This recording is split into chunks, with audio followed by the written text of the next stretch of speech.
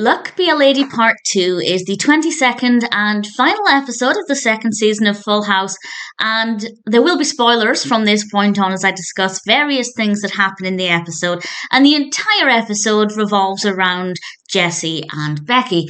In the previous episode, we learned that they declared their love for each other and on the same day decided they were going to get married. So this episode is all about that, but it starts off so adorably. Because this is a continuation from the previous story or the previous episode, it starts off with a previously on Full House. And it's Michelle who's giving the previously recap, and it's absolutely adorable and such a lovely way to start things off. And then we get in with the narrative straight away. Jesse is really excited. He wants to get married within the hour. Becky thinks they were going to get married within 6 months, but then Jesse kind of talks her into it and they go on these errands and get everything ready. Meanwhile, we get little clips of Joey in the casino. Not really very interesting, not a lot happens. It's definitely just padding, but I don't mind it. And DJ and Stephanie realise that something is up, because Becky and Jesse are acting really weirdly. Their plan was to not tell anybody and get married in secret, and then afterwards, when they get back home, throw a big party and celebrate.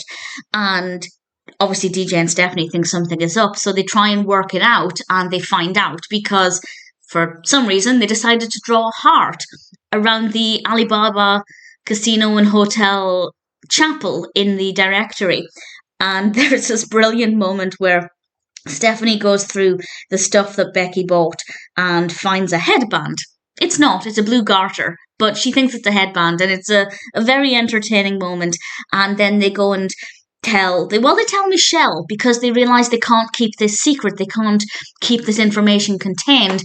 But of course, Michelle says immediately what's happening, and Danny tries to talk them out of it, which I think is pretty sensible, and it's exactly what anybody would do in that situation. I don't think anybody should get married the day they decide to get married. I think you need a little bit more time to think it through, but they're going to go ahead with it. And we get this great scene in the chapel, and the music's lovely, and it's a beautiful environment and really enjoyable to watch. And then the doubt kicks in. Not so much for Jesse. There is a slight moment of hesitation, but he says, "I do," and Becky doesn't. Because just before that, they realise that they haven't really discussed the future. They don't necessarily want the same things, or they're not completely on the same page yet. And I think that that's a great lesson, that you shouldn't marry somebody the day you decide you want to marry them, because conversations need to be had first. And that scene itself is a little heartbreaking, but the scene after is actually devastating, because immediately after that, we cut to Jesse back home in his bedroom, sitting on the floor, looking at the ring. He's clearly devastated. And it's a really emotional scene, because he feels like his heart has just been ripped out of him, and that really comes across. And it's clear that at that point, Jesse hasn't quite realised how hasty he and Becky were being.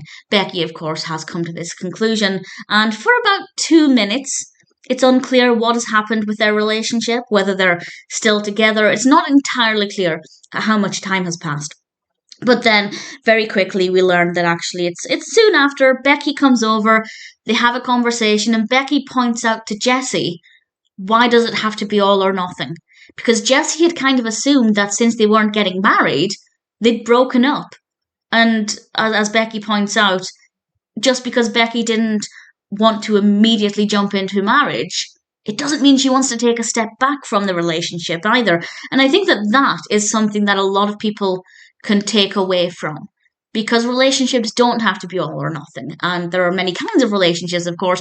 A lot of people are together for many, many years without getting married. It doesn't mean that they're not in a committed relationship. And it's definitely really, really thought-provoking and very well done. And I will say all's well that ends well. I love how it ended. I love the fact that very quickly, and this is something I see quite a lot with Jesse and Becky, very quickly, whenever they have a fight, they get over it.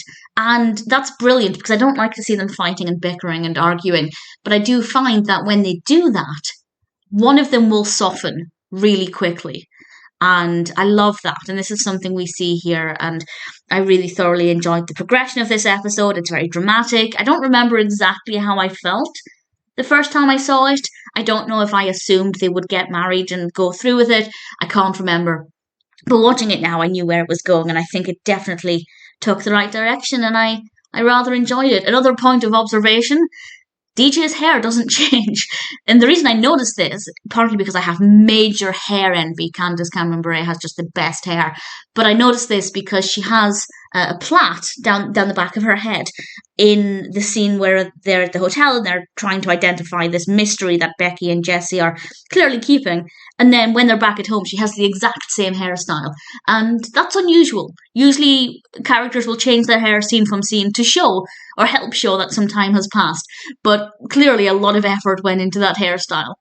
And they tried to, or presumably they just filming the same day, it was easier to just not change her hair. Not a criticism or anything. It was just something that I noticed because I have major hair envy. Really thoroughly enjoyed it. It's a very strong, very sweet episode to the end of season 2. And as devastated as I am that season 2 is over, I cannot wait to watch or rewatch season 3. There are definitely some gems in there.